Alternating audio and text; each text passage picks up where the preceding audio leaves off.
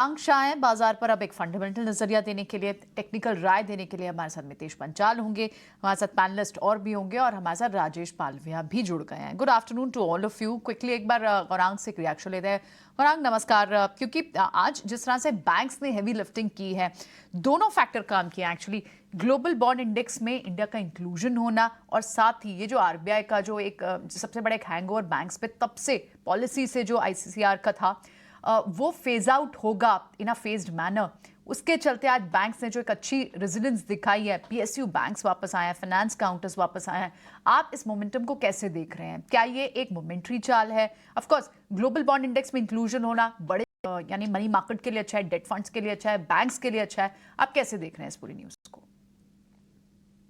नमस्कार प्रियंका, आपको और आप सभी को, और शुभ दिन हमारे तरफ से। तो एक ऐतिहासिक स्तर और समय है ये, क्योंकि काफी लंबे समय से हमारे बॉन्ड्स को अंतर्राष्ट्रीय मार्केट में लाने का प्रयास सरकार कर रही थी और संस्थाएं कर रही थी। लेकिन अब जाकर के मेरे ख्याल से जमीनी स्तर पर ये लागू होगा बहुत जल्द। दो चीज जो मुझे समझ में आती है वो है, एक तो पार्टिसिपेशन और लिक्विडिटी, ये दोनों ही बढ़ेंगे। और कहीं ना कहीं क्रेडिबिलिटी को लेकर के भी जो मेरे ख्याल से पहले प्रश्न चिन्ह लगे हुए थे, तो वो अब धीरे धीरे करके दूर हो रहे हैं, क्योंकि बैलेंस शीट की हालत भी सुधर रही है और तिमाही नतीजों के मद्देनजर मेरे ख्याल से यहाँ से आगे जाते हुए बैंकों के नतीजों में और भी सुधार होने की पूरी पूरी संभावना है।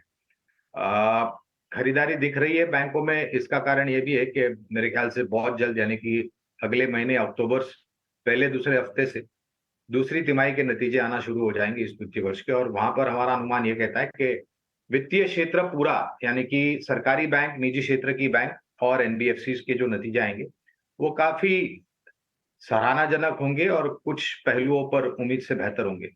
तो खरीदारी, इस प्रकार के करेक्शन जो हमने पिछले 2-3 दिन में देखा है, उसके बाद मूल्यांकन को लेकर के थोड़े बहुत आकर्षक स्तर दिख रहे हैं हमें, और शायद उस वजह से खरीदारी यहाँ पर आ रही है। और कुल मिलाकर के बाजार पे भी अगर आप देखें प्रियंका, तो 1 सितंबर से 16 सितंबर में काफी ऊपर के तरफ के पड़ाव हमने पार कर दिए थे और काफी ऊपरी स्तर देख लिया था 19,260 से 20,200 का। इतने छोटे समय में अगर इतनी बड़ी बढ़त हम हासिल कर लेते तो कुछ गिरावट आना लाजमी है। और बाजार में हमने हर बार देखा है कि गिरावट जब आती है तो काफी कम समय में तीव्र गिरावट आती है। तो इससे मेरे ख्याल से ज्यादा परेशान होने की कोई जरूरत नहीं है। एमसीएक्स ना टेक्निकली तो ब्रेकआउट देने वाला शेयर है। हम कल परसों भी इसके बारे में चर्चा कर रहे थे, मैंने कल भी इसके बारे में चर्चा करी थी। आज भी आप देखेंगे पोजिशनली स्ट्रॉन्ग है। लेकिन मेरे को टेक्निकल्स वालों से पूछूंगा तो कहेंगे हाँ, अगर थोड़ा सा और चल जाएगा तो 2000 भी हो जाएगा। मेरे को आपसे एक व्यू पॉइंट लेना है। ये कंपनी नीश सेगमेंट में अच्छा काम करती है। बीच में गाहे बगाए खबर ये सुनने में आती है कि एनएससी भी शायद हो सकता है कुछ कमोडिटीज़ के ट्रेड करवाने लग जाए। ये खबर पुष्ट नहीं है, सिर्फ मार्केट में चलती रहती है बात। सर, कितना फ़र्क पड़ता है इन सब चीज़ों से? एमसीएक्स को कितना फ़र्क पड़ेगा अगर मान लो ऐसी चीज़ आ भी गई तो? डिम्पी,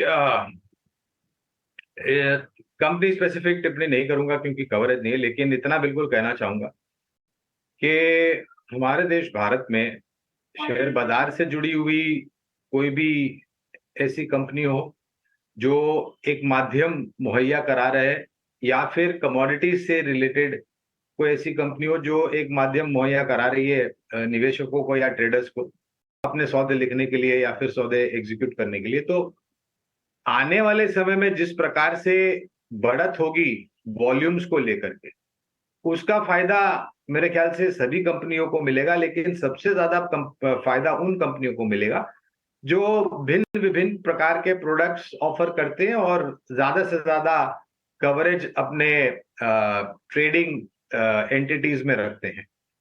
स्पेसिफिक टिप्पणी नहीं कर सकता हूं क्योंकि कवरेज नहीं है, लेकिन हाँ, एक बहुत बड़ी अपॉर्चुनिटी। और मैं तो ये भी कहूंगा कि इस दोनों ही शेयर बाजार और कमोडिटी रिलेटेड जो भी प्लेटफॉर्म मुहैया कराती है, वहां पर जो सक्षम और मजबूत कंपनियां हैं, जो एस्टैब्लिश प्लेयर है, वहां पर आपको ध्यान भी तो देना चाहिए। समझते हैं गौरांग, क्योंकि ऑफ कोर्स ग्लेनमार्क फार्मा के पास डेट रिडक्शन होगा और साथ ही हाई रेवेन्यू जनरेटिंग की बिजनेस नॉन कॉम्पिटेंस अग्रीमेंट है। और इस पूरी न्यूज़ के ट्रिगर पे, क्योंकि बाजार में ये न्यूज़ तो पहले से ही थी, फरवरी मार्च से हम देख रहे हैं कि एक अच्छी खासी मूव ग्लेनमार्क फार्मा पर आ चुकी है, फार्मा और लाइफ साइंस दोनों में आई है। लेकिन कितना हद तक आज तक सेल ऑन न्यूज़ का ट्रिगर है, कितना हद तक ये खबर, इसके जो ये पॉजिटिव एक्रेटिव जो खबर है प्राइस में ऑलरेडी आ चुकी है, या फिर आपको लगता है कि अभी भी यहाँ से एक सेट ऑफ री रेटिंग पॉसिबल है ग्लेनमार्क फार्मा के काउंटर पे? तो प्रियंका पहले डिस्क्लोजर दे देते, ग्लेनमार्क फार्मा पर खरीदारी की राय है और ग्लेनमार्क लाइफ का जब आईपीओ आया था तब आईपीओ नोट द्वारा लंबी अवधि के लिए निवेश की राय दी थी। आपको ये भी याद होगा प्रियंका कि मेरे ख्याल से कुछ हफ्तों पहले सिप्ला को लेकर के भी ऐसी कुछ खबरें आई थी प्रमोटर के स्टेक सेल को लेकर के, और फिर रिएक्शन, काउंटर रिएक्शन हमने देखा। आज अगर आप ग्लेनमार्क के ऊपर इस खबर का असर देखें तो मेरे ख्याल से शुरुआत सुबह से ही ये नीचे था, और फिर जैसे जैसे स्पष्टीकरण थोड़ा बहुत और आते गया, जैसे जैसे इस खबर को लेके क्या असर हो सकता है उसकी समझ और होने लगी, तो हमने देखा कि जो निचला स्तर सुबह बनाया था ग्लेनमार्क में, वहां से ऊपर की तरफ उभरा है। ज्यादातर खबर को लेकर के मेरे ख्याल से असर एक बार ही होता है, बार बार नहीं होता है, और जो असर हमने देखा है आज सुबह वो हमें लग रहा है कि पूर्ण रूप से अब हो चुका है। जो करेक्शन आना था खबर को लेकर के, डेट फ्री जो बनाने की बात करी, वो मेरे ख्याल से बैलेंस शीट को बहुत मजबूत बनाएगी।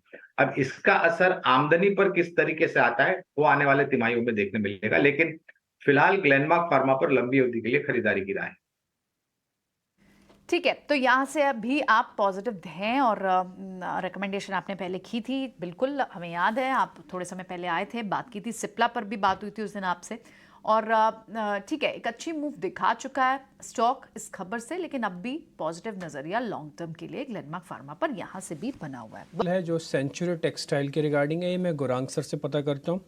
और इस बीच राजेश सर, आप एक काम कीजिए, जरा ग्रेनुलस को देख के रखिए इसका चार्ट, इसका BTST और थोड़ा लॉन्ग टर्म टारगेट में लूँगा। सर पहले मैं आपके पास आता हूँ सेंचुरी टेक्सटाइल में। आज 6.5% की तेज़ी है। अमूमन इस कंपनी को जब भी हम देखते हैं तो हमारे मन में दो धारणाएं आती हैं। पहला, एक टेक्सटाइल की कंपनी है, दूसरा एक रियल एस्टेट का वेंचर है। इसी के अंदर इनकी ज़मीनें बहुत महंगी हो गई जहाँ पर इनकी मिले थी। सर आप इस कंपनी को कैसे रेट करते हैं? काफ़ी दिनों बाद इस तरह की क्लोजिंग वॉल्यूम के साथ देखने को मिल रही है।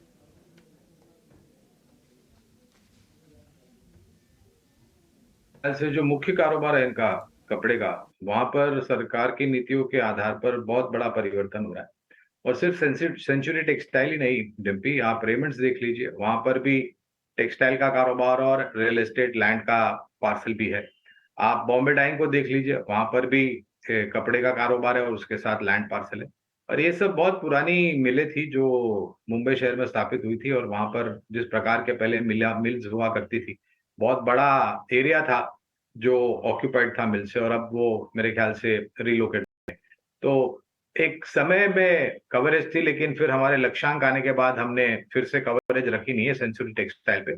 लेकिन ये ट्रिगर जो है टेक्सटाइल रिलेटेड सरकार की नीतियों का और उसमें बदलाव, और रियल एस्टेट का लैंड पार्सल, इसको लेकर के मेरे ख्याल से वैसी सभी कंपनियां चर्चा में भी रहेगी और लोगों के रडार पर भी रहेगी, क्योंकि एक बहुत बड़ा वैल्यू अनलॉकिंग प्रोपोजिशन हो सकता है।